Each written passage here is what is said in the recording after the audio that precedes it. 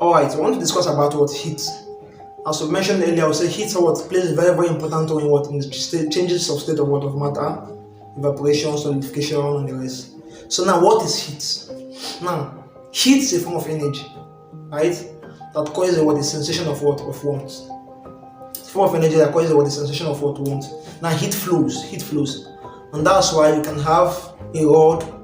Now, if you dip a point of the rod, maybe in the source of heat, now you begin to feel the heat from the other end over time. It shows that heat flows. Now, what makes heat flow?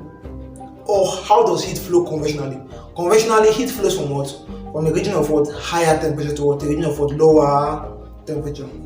So we say that heat is a form of energy that causes the sensation of warmth.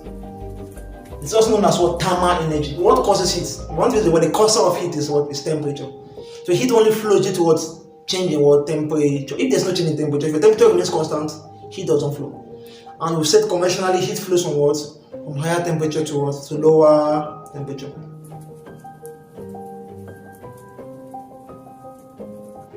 Now, what are the effects of heat on matter? And there's so many effects of heat on matter. One, heat causes a change of state, as we discussed earlier. Heat can turn a liquid to solid to gas, and vice versa. So heat causes a change of state of a body, of matter. Now heat also causes a change in the physical property of matter, e.g. color.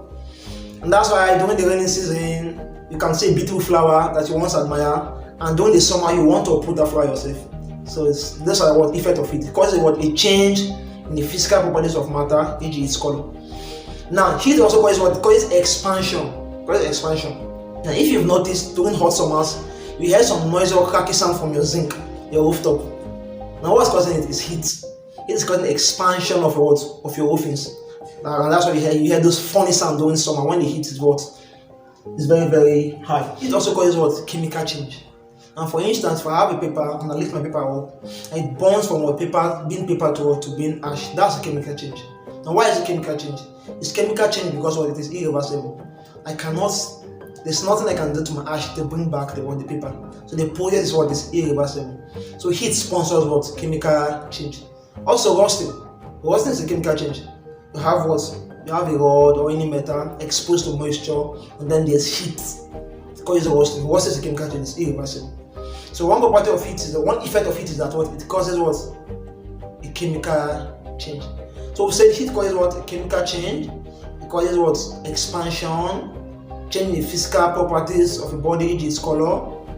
We talked about change or increase in internal energy of a body. Yeah, heat causes an increase in the internal energy of your body.